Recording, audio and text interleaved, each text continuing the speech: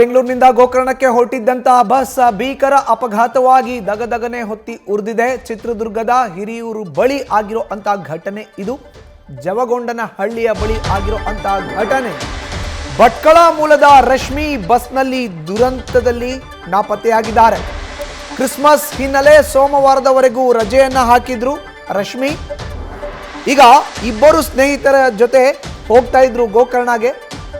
ರಶ್ಮಿ ಪ್ರವಾಸಕ್ಕಾಗಿ 4 ದಿನಗಳ ಕಾಲ ರಜೆಯ ಮೇಲೆ ತೆರಳಿದ್ರು. 4 ದಿನ ರಜಾ ಕೊಡಲು ಆಗಲ್ಲ ಅಂತ ಟೀಮ್ ಮ್ಯಾನೇಜರ್ ತಿಳಿಸಿದ್ರಂತೆ.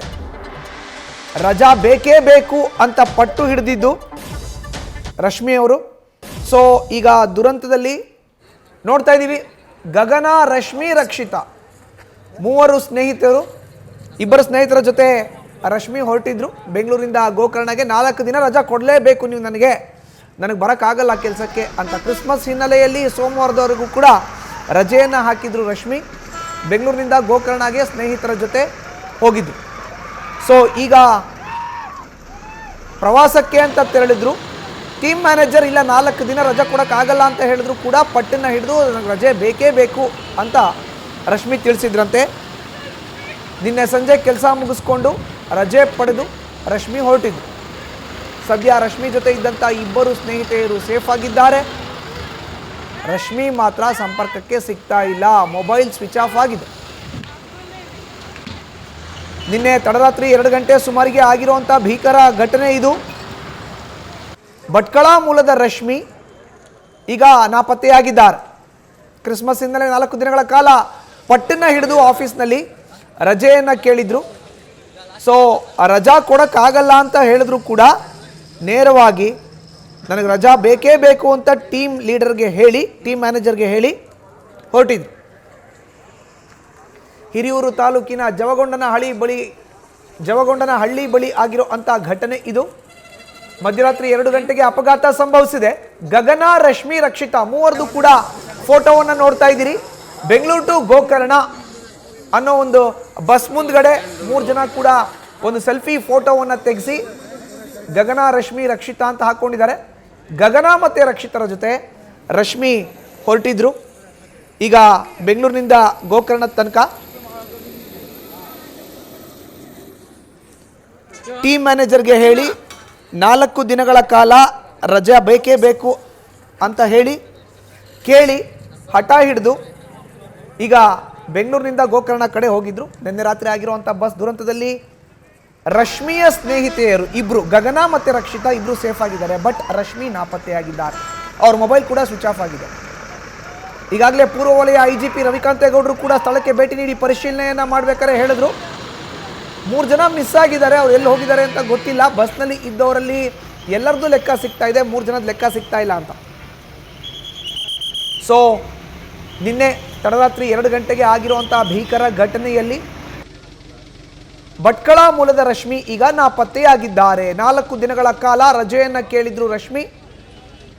ನೋಡಿ, ಅಪಘಾತಗಳು ಹೇಗೆಲ್ಲ ಆಗುತ್ತೆ ಅನ್ನೋದಕ್ಕೆ ರಾಷ್ಟ್ರೀಯ ಹೆದ್ದಾರಿಯಲ್ಲಿ ಬೆಂಗಳೂರು ಕಡೆ ಬರ್ತಾ ಇದ್ದಂಥ ಟ್ರಕ್ ಹೋಗಿ ವೇಗವಾಗಿ ಎದುರುಗಡೆ ಬರ್ತಾ ಇದ್ದಂಥ ಬೆಂಗಳೂರು ಟು ಗೋಕರ್ಣಗೆ ಪ್ರಯಾಣವನ್ನು ಬೆಳೆಸ್ತಾ ಇದ್ದಂಥ ಬಸ್ಗೆ ಡಿಕ್ಕಿ ಹೊಡೆದಂಥ ಪರಿಣಾಮ ಅಪಘಾತ ಸಂಭವಿಸಿದೆ. ಬಸ್ನಲ್ಲಿ ಏಕಾಏಕಿ ಬೆಂಕಿ ಹತ್ಕೊಂಡಿದೆ. ಬಸ್ನಲ್ಲಿ ಇದ್ದವರು, ನಿದ್ದೆ ಮಾಡ್ತಾ ಇದ್ದವರು ಚಿರನಿದ್ರೆಗೆ ಜಾರಿದ್ದಾರೆ, ಸುಟ್ಟು ಕರಕಲಾಗಿಬಿಟ್ಟಿದ್ದಾರೆ. ಖಾಸಗಿ ಬಸ್ ದುರಂತ, ಕಂಟೈನರ್ ನಡುವೆ ಖಾಸಗಿ ಬಸ್ ನಡುವೆ ಆಗಿರುವಂಥ ಅಪಘಾತ ಇದು.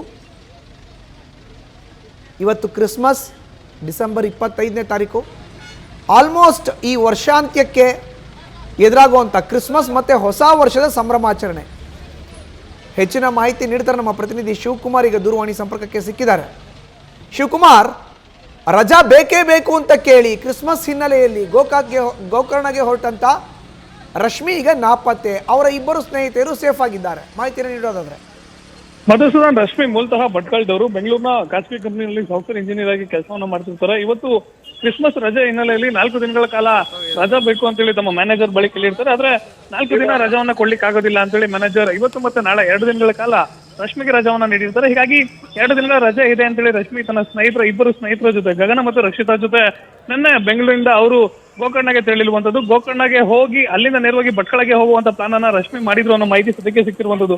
ಘಟನೆಯಲ್ಲಿ ಅಂದ್ರೆ ನಿನ್ನೆ ನಡೆದಿರುವಂತಹ ಬಸ್ ಅಪಘಾತ ಪ್ರಕರಣದಲ್ಲಿ ರಶ್ಮಿಯ ಇಬ್ಬರು ಸ್ನೇಹಿತರು ಸೇಫ್ ಆಗಿದ್ದು, ಆದ್ರೆ ರಶ್ಮಿ ಅವರು ಮಿಸ್ ಆಗಿರುವಂತದ್ದು. ಸದ್ಯ ಅವರ ಪತ್ತೆ ಕಾರ್ಯವನ್ನ ಪೊಲೀಸರು ಹುಡುಕಾಟವನ್ನು ನಡೆಸಿರುವಂತದ್ದು. ಸದ್ಯ ಅವಘಡವಾಗಿರುವಂತಹ ಬಸ್ ನಲ್ಲಿ 4 ಮೃತದೇಹಗಳು ಪತ್ತೆ ಆಗಿದ್ದು, ಅವುಗಳು ಕೂಡ ಐಡೆಂಟಿಫೈ ಆಗಿದೆ. ಆದ್ರೆ ರಶ್ಮಿ ಅವ್ರದ್ದಲ್ಲ ಅನ್ನೋದು ಸದ್ಯಕ್ಕೆ ಗೊತ್ತಾಗ್ತಿರುವಂತದ್ದು. ಆದ್ರೆ Rashmi mobile phone switch off ಆಗಿರುವಂತದ್ದು. ಘಟನೆ ಆದಂತ ನಂತರದಲ್ಲಿ ರಶ್ಮಿನ ಯಾರಾದ್ರೂ ಸ್ಥಳೀಯರು ರೆಸ್ಕ್ಯೂ ಮಾಡಿದ್ರು ಅಥವಾ ಬೇರೆ ಯಾವ್ದಾದ್ರು ಹತ್ತಿರದ ಖಾಸಗಿ ಆಸ್ಪತ್ರೆಗೆ ದಾಖಲು ಮಾಡಿದ್ರೆ, ಎಲ್ಲ ಆಯಾಮಗಳಲ್ಲೂ ಕೂಡ ಪೊಲೀಸರು ತನಿಖೆಯನ್ನ ಮುಂದುವರಿಸಿರುವಂತದ್ದು. ಆದ್ರೆ ಘಟನೆ ಆದಂತ ನಂತರದಲ್ಲಿ ಬೆಂಗಳೂರಿನಿಂದ ಗೋಕರ್ಣಗೆ ಹೋಗೋಣ ಅಂತೇಳಿ ಜೊತೆಲಿ ಹೋದಂತ ಸ್ನೇಹಿತರು ಬಸ್ ಅವಘಡ ಆದಂತ ನಂತರದಲ್ಲಿ ರಶ್ಮಿ ಮಿಸ್ಸಿಂಗ್ ಆಗಿರುವಂತದ್ದು. ಸದ್ಯ ಅವ್ರ ಫೋನ್ ಕೂಡ ಸ್ವಿಚ್ ಆಫ್ ಇದೆ. ಅವರನ್ನ ಪತ್ತೆ ಮಾಡುವಂತ ಕಾರ್ಯ ಮುಂದುವರೆದಿರುವಂತದ್ದು. ಮಧುಸೂದನ್. ಶಿವಕುಮಾರ್, ಇನ್ನು ಗಗನ ಹಾಗೆ ರಕ್ಷಿತಾ ಸಂಪರ್ಕಕ್ಕೆ ಏನಾದರೂ ಸಿಕ್ಕಿದಾರಾ? ಇವರು ಎಲ್ಲಿ ವಾಸ ಮಾಡ್ತಾ ಇದ್ರು ಬೆಂಗಳೂರಿನಲ್ಲಿ ಅನ್ನೋದ್ರ ಬಗ್ಗೆ ಮಾಹಿತಿ ಏನಾದ್ರು ಇದೆಯಾ? ಯಾವ ಕಂಪನಿಯಲ್ಲಿ ರಶ್ಮಿ ಕೆಲಸ ಮಾಡ್ತಿದ್ರು ಅನ್ನೋದ್ರ ಬಗ್ಗೆ ಏನಾದರೂ ಪ್ರಾಥಮಿಕವಾದಂತ ಮಾಹಿತಿ ಸಿಗ್ತಾ ಇದೆಯಾ ಶಿವಕುಮಾರ್? ಹೇಗೆ ಮಧುಸೂದನ್, ಸದ್ಯ ಘಟನೆಯಲ್ಲಿ ಪಾರಾಗಿರುವಂತಹ ರಶ್ಮಿ ಅವರ ಇಬ್ಬರು ಸ್ನೇಹಿತರಿಂದ ಹೇಳಿಕೆಯನ್ನು ಪಡ್ಕೊಳ್ಳುವಂತ ಕೆಲಸವನ್ನ ಪೊಲೀಸರು ಮಾಡ್ತಿರುವಂತದ್ದು. ಅವ್ರಿಗೆ ಶಿರಾದ ಸರ್ಕಾರಿ ಆಸ್ಪತ್ರೆಯಲ್ಲಿ ಚಿಕಿತ್ಸೆಯನ್ನು ಕೊಟ್ಟು ನಂತರ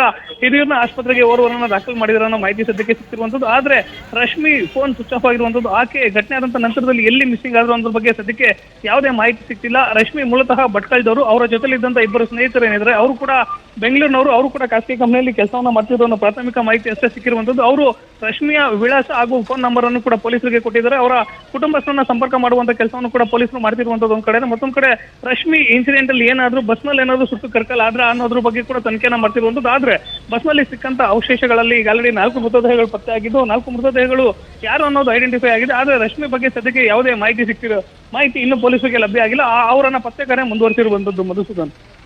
ಶಿವಕುಮಾರ್, ಇನ್ನು ಗಗನ ಹಾಗೆ ರಕ್ಷಿತಾ ಅವರು ಎಲ್ಲಿ ಭೇಟಿ ಮಾಡಿದ್ರಂತೆ ರಶ್ಮಿ ಅವ್ರನ್ನ? ಅಥವಾ ಮೂವರು ಬೆಂಗಳೂರಿನಿಂದ ಒಂದೇ ಸ್ಥಳದಿಂದ ಹೊರಟಿದಾರಾ? ಅದ್ರ ಬಗ್ಗೆ ಏನಾದರೂ ಮಾಹಿತಿ ಸಿಗ್ತಾ ಇದೆಯಾ? ಹೇಗೆ ಸದ್ಯ ಘಟನೆಯಲ್ಲಿ ಪಾರಾಗಿರುವಂತ ರಶ್ಮಿ ಅವರ ಸ್ನೇಹಿತರು ಕೊಟ್ಟಿರುವಂತ ಮಾಹಿತಿ ಪ್ರಕಾರ 3 ಜನ ಕೂಡ ಗೋಕರ್ಣಗೆ ಪ್ಲಾನ್ ಅನ್ನ ಮಾಡಿದ್ರು. ಗೋಕರ್ಣಗೆ ಹೋಗಿ ನಂತರ ರಶ್ಮಿ ಅವರ ಹುಟ್ಟೂರಾದಂತ ಭಟ್ಕಳಗೆ ಹೋಗುವಂತ ಪ್ಲಾನ್ ಅನ್ನ ಮಾಡ್ಕೊಂಡಿರ್ತಾರೆ. 4 ದಿನಗಳ ಕಾಲ ರಶ್ಮಿ ಅವರು ರಜವನ್ನ ಕೇಳಿರ್ತಾರೆ. ಆದ್ರೆ ಅವರು ಕೆಲಸ ಮಾಡ್ತಿದ್ದಂತ ಸಾಫ್ಟ್ವೇರ್ ಕಂಪನಿಯಲ್ಲಿ ಕೇವಲ 2 ದಿನಗಳ ಕಾಲ ರಜವನ್ನ ಕೊಡುವಂತ ಕೆಲಸವನ್ನ ಮಾಡಿದ್ರು. ಇವತ್ತು ಗೋಕರ್ಣಗೆ ಹೋಗಿ ಅಲ್ಲಿಂದ ಭಟ್ಕಳಕ್ಕೆ ಹೋಗುವಂತ ಪ್ಲಾನ್ ಅನ್ನ ನಾವು ಮಾಡ್ಕೊಂಡಿದ್ವಿ. ಮೂಲತಃ ರಶ್ಮಿ ಕೂಡ ಭಟ್ಕಳದವರು ಅನ್ನೋ ಮಾತನ್ನ ಹೇಳ್ತಿರುವಂತದ್ದು. ಆದ್ರೆ ರಶ್ಮಿ ಜೊತೆಲಿದ್ದಂತ ಇಬ್ಬರು ಸ್ನೇಹಿತರೇನಿದ್ರೆ ಅವರು ಬೆಂಗಳೂರು ಮೂಲದವರು ಅನ್ನೋ ಪ್ರಾಥಮಿಕ ಮಾಹಿತಿ ಅಷ್ಟೇ ಸದ್ಯಕ್ಕೆ ಸಿಕ್ತಿರುವಂತದ್ದು. ಬೆಂಗಳೂರಿನ ಖಾಸಗಿ ಕಂಪನಿನಲ್ಲಿ ಕೆಲಸವನ್ನ ಮಾಡ್ತಿರ್ತಾರೆ ರಶ್ಮಿ ಹಾಗೂ ಅವರ ಇಬ್ಬರು ಸ್ನೇಹಿತರು. ಬೆಂಗಳೂರಿನಿಂದ 3 ಕೂಡ ಜೊತೆಯಲ್ಲಿ ಹೋಗಿರುವಂತದ್ರ ಬಗ್ಗೆ ಈಗ ಆಲ್ರೆಡಿ ಪೊಲೀಸರು ಮುಂದೆ ಹೇಳಿಕೆಯನ್ನ ಕೊಟ್ಟಿದ್ದಾರೆ. ಆದ್ರೆ ಇವರು ಬೆಂಗಳೂರಿನಲ್ಲಿ ಯಾವ ಏರಿಯಾದವರು ಅನ್ನೋದ್ರ ಬಗ್ಗೆ ಯಾವುದೇ ಖಚಿತ ಮಾಹಿತಿ ಸದ್ಯಕ್ಕೆ ಸಿಕ್ತಿಲ್ಲ. ಆದ್ರೆ ನಾಪತ್ತೆ ಆಗಿರುವಂತ ರಶ್ಮಿ ಮೂಲತಃ ಭಟ್ಕಳದವರು. ಬೆಂಗಳೂರಿನ ಖಾಸಗಿ ಕಂಪನಿಯಲ್ಲಿ ಸಾಫ್ಟ್ವೇರ್ ಇಂಜಿನಿಯರ್ ಆಗಿ ಕೆಲಸವನ್ನ ಮಾಡ್ತಿದ್ರು ಅನ್ನೋ ಮಾಹಿತಿ ಅಷ್ಟೇ ಸದ್ಯಕ್ಕೆ ಸಿಕ್ತಿರುವಂತದ್ದು. ಮಧುಸೂದನ್. ಓಕೆ, ಧನ್ಯವಾದ ಶಿವಕುಮಾರ್ ನಿಮ್ಮ ಮಾಹಿತಿಗೆ. ಇನ್ನು ಕ್ರಿಸ್ಮಸ್ ಹಬ್ಬದ ಹಿನ್ನೆಲೆಯಲ್ಲಿ ಸಾಲು ರಜೆ ಇದೆ. ಜನ ಪ್ರವಾಸಕ್ಕೆ ಅಂತ ತೆರಳಿದಾಗ ಈ ರೀತಿ ಅವಘಡಗಳು ಸಂಭವಿಸುತ್ತೆ. ಸಾಕಷ್ಟು ಉದಾಹರಣೆಗಳು ಇದೆ. ಡಿಸೆಂಬರ್ ಅಂತ್ಯ, ಜನವರಿ 1ನೇ ತಾರೀಕು, ಡಿಸೆಂಬರ್ 31ರ ರಾತ್ರಿ ಹೊಸ ವರ್ಷದ ಸಂಭ್ರಮಾಚರಣೆಗೆ ಜನ ಏನು ಮುಂದಾಗ್ತಾರೆ. ಆ ಸಂದರ್ಭದಲ್ಲಿ ಇಂಥ ಅವಘಡಗಳು ಸಂಭವಿಸುತ್ತೆ. ಅದೇ ಪಟ್ಟಿಗೆ ಈಗ ಮತ್ತೊಂದು ಸೇರ್ಪಡೆ. ಚಿತ್ರದುರ್ಗದ ಹಿರಿಯೂರು ತಾಲೂಕಿನ ಜವಗೊಂಡನಹಳ್ಳಿ ಬಳಿ ಆಗಿರೋ ಅಂಥ ಖಾಸಗಿ ಬಸ್ನ ದುರಂತ.